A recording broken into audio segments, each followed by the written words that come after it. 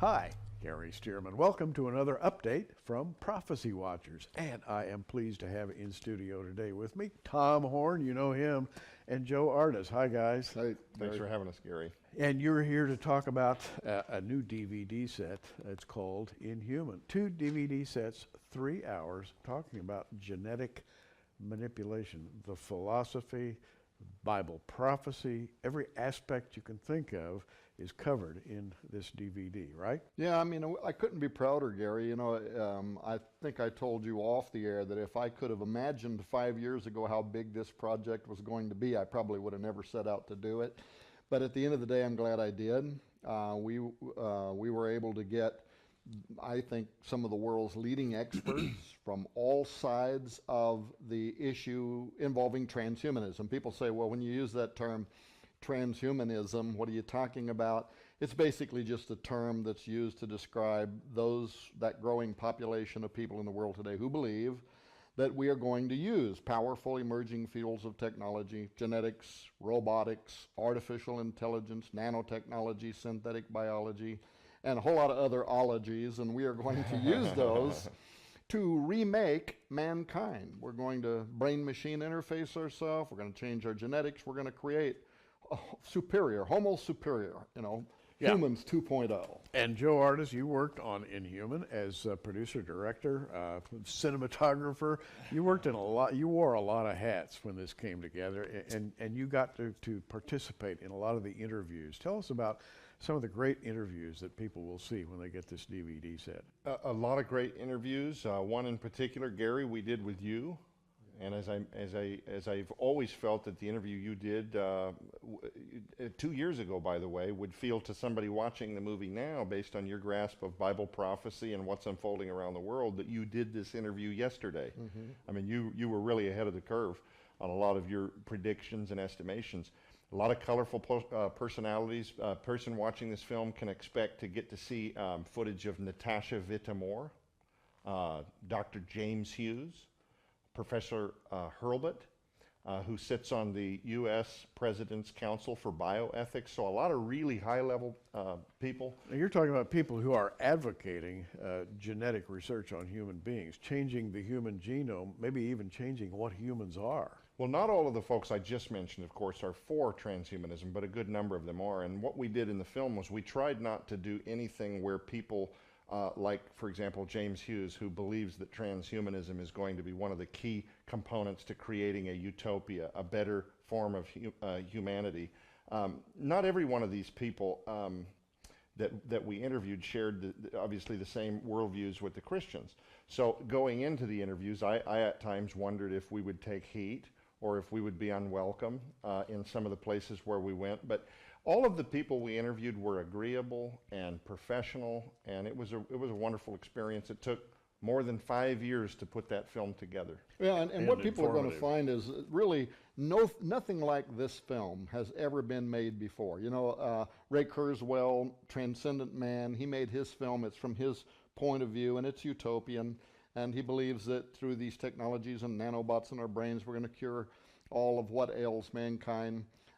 We've got some utopians that are in this film, but we've also got transhumanists in the film that are also dystopians, that actually guys like Hugo de Garis that he's lived his entire adult life running the artificial brain lab for China's IM University, considered to be, extraordinarily intelligent man. He's a pro-transhumanist, but he believes that once we do reach singularity and start interfacing ourselves with strong artificial intelligence and changing our genetics, we're going to give birth basically to biblical Armageddon, and we're all going to die.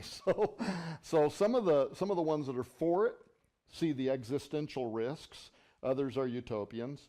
But we also did something no film like this has ever done before, and that's that we also got the world's leading Bible scholars, because we wanted to know, is there anything prophetic about this? And people are going to see that, especially as you go into the film. You know, the film starts out, the first hour and a half, it's really kind of laying all the groundwork around the science, right? Yes. What's new, CRISPR-Cas9 technology, right, which we're going to be talking about in some broadcast programs that are upcoming. You get into the second disc, and the worm starts turning, as they used to say. It starts turning a curve, and now it starts asking these much deeper philosophical, ethical, and even prophetic questions. And that's where, of course, you really shine in this film. I want Prophecy Watcher supporters to know that, in my opinion, you're the standout personality in the Inhuman documentary. That's also the opinion of everybody at Skywatch that worked on producing this. But Chuck Misler is also in this film. Noah Hutchings. He passed away right after the interviews with him was shot, and so this is the last documentary that Noah Hutchings will ever That was a huge be honor in. to get to be there in Noah's presence, to get to actually film what at the time we would not know would be the last interview that he would ever do for a documentary film. And I just count it a blessing to get to be there and be a part of that. When I watched the finished product, and my wife can testify to this, I just looked at her and said, this ought to be in every Christian home. I don't always say that about everything we offer. I'm not always that absolutely driven to say the information in here is pure gold, because it'll help you as a Christian understand the world in which you live, the way you ought to be praying, the way you need to be interacting with your family and with your friends. I think we've got a warning situation at hand here. I think people need to be warned about what's going on. You brought something today, and we're just going to give you a brief little glimpse of this. We're not going to show it on this update, but on some later programs, we're going to show you what's inside this refrigerated box. It's a refrigerated container, and I did bring it. We are going to use it on the broadcast programs. I won't even tell people exactly what is in this, but let's just say it is the game changer. It's why people are meeting in Washington, D.C. right now. In fact, tell us about that meeting. Yeah, there's a meeting going on in what have been all week going on in Washington, D.C., where the top scientists from around the world, from China, from the U.K., the Academy of Medical Sciences, our own large department in the U.S., specifically to talk about the technology that is in this box, and they're so concerned about it that they believe, if at all possible, there needs to be a universal moratorium placed on the use of this technology. Why? Well, let's just say this could change all forms of life down the line. This technology that's in here represents that. But Gary, I also believe this. This technology represents now something that hasn't existed on Earth except back before the Great Flood. What is inside this box could literally allow for the incarnation of fallen angels into bodies of flesh once again. But I'll take it out when we get on TV, and you'll see more about this when you watch the programs we're going to produce. I think we have done a good job of arousing curiosity here, Tom. Yeah, if people aren't throwing things at their screen right now, you'll be all right. Here's the thing, folks. Here's the thing that I try hard to convey, and it's not always easy. Because I think most people would rather live sort of mundane lives in which they think everything is okay. Certainly there are some evil people out there and some evil events, but we're going to do okay. Just don't bother me with the facts. We've passed some kind of a point of no return, I feel, Tom, in which the world has changed. And it's never been, Gary, it's never been more important that churches out there, Bible teachers, people that have home study groups, that they get this documentary from Prophecy Watchers and teach, learn to communicate the basic ideas, because if the church doesn't get involved in this conversation, then we are leaving it to the non-believers, to the naturalists, to the Darwinians, to the transhumanists, to define the policies that are going to be written around the uses of these powerful technologies. We need to get involved in this conversation and get a basic education around it. Very well said, Tom. The DVD, 2 DVD set, by the way, 3 hours of programming, extremely well edited. It'll pull you right along, believe me. Yours for $24.95, or you can get it free. Would you like it free? All you have to do is order these 4 books. Dead Pets Don't Lie by Joe Artis here is about much more than dead pets. It's about genetic modification of food supplies. Wow. Did you ever think about that? Could that affect you directly? Yes, it could. And this book, Forbidden Gates, and this book, Zenith 2016, by the way, a Tom Horn bestseller, I might say. And this book, Pandemonium's Engine, another Tom Horn bestseller. These 4 books, $69.95, and you get Inhuman, the documentary, absolutely free. The online bookstore, prophecywatchers.com. Check the little tab that says online bookstore, and you'll be directed to the point you need to be in order to get this DVD set or the DVD and the books into your home. In closing, guys, there is not just a need to know here, there's like a spiritual mission, I feel, around this whole subject, because it's the subject Jesus talked about.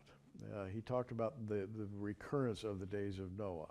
And we all know that in the days of Noah there was an incredible disruption of human development that was brought about by intruders from on high.